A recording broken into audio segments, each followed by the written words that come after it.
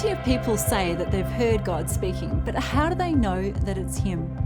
We've been looking at a very famous God conversation told in Acts chapter 10. It's a story of Peter, how he was on his rooftop praying and he had a vision, and God seemed to be saying that the gospel of Jesus, the good news, was not just for the Jewish people, but it was for everyone, the non-Jewish people, the Gentiles too.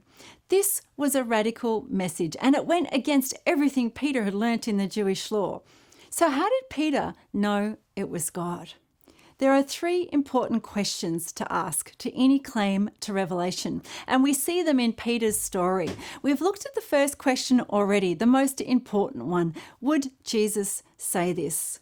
When we look at the life and teachings of Jesus, we see that his heart was not just for the Jews, but for all people.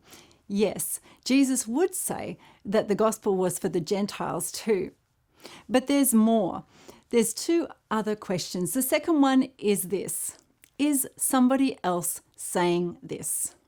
You see, in Peter's story, while he's having a vision on his rooftop in the town of Joppa, over in Caesarea, there's another man. His name is Cornelius. He's a Gentile, and he's also hearing from God. He sees an angel in a vision, and the angel says, I want you to send someone to Peter's house. And it's like God gets them together, and they have a conversation. And Peter says, well, what did you see? And Cornelius says, what did you hear? And they talk about it and they think about it together. And we see what's happening in this story is that God is speaking twice. You see, this is the blessing of the new covenant. The Holy Spirit was given to me, but the Holy Spirit was also given to you.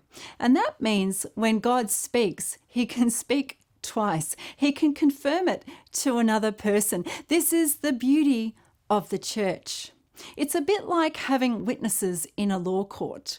If you want to establish the truth of a matter, you ask more people, well, what did you see? What did you hear? There's safety in numbers. This was a big shift from the old covenant where only prophets could hear from God. But it means that when we claim to hear God's voice, we should expect that God will speak to somebody else. We should be able to submit our experience to the church and talk about it together. This is what happened in Peter and Cornelius's case. The church leaders got together in a council. This was an issue that affected more than them, and they talked about it. And in Acts chapter 15, verse 28, it says this, it seemed good to the Holy Spirit and to us. Is somebody else saying this? There's one more question to ask, and it's this. Are supernatural signs following this? You see, when Peter went to Cornelius' home and he preached the good news to the Gentiles, what happened?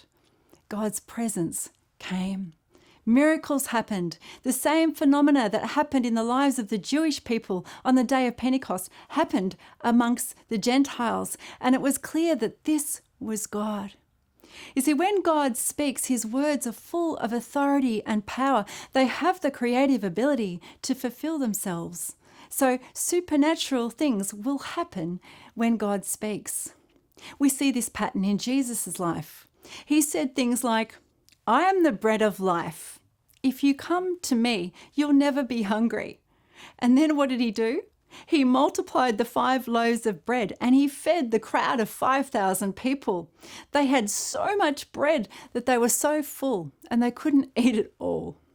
Supernatural signs followed God's words. This is what happens when God speaks. You'll begin to see the fruit of God's ministry. You'll begin to see lives being transformed, people being touched and healed. You'll begin to see the fruit of the Spirit in people's lives, love, joy, hope. God's blessings will follow his words. 3 questions to ask. Would Jesus say this? Is someone else saying this? And are supernatural signs following this? We can know when it's God speaking. And just like Peter, we can follow what God is saying. And when we do, the kingdom will come and the world will be blessed.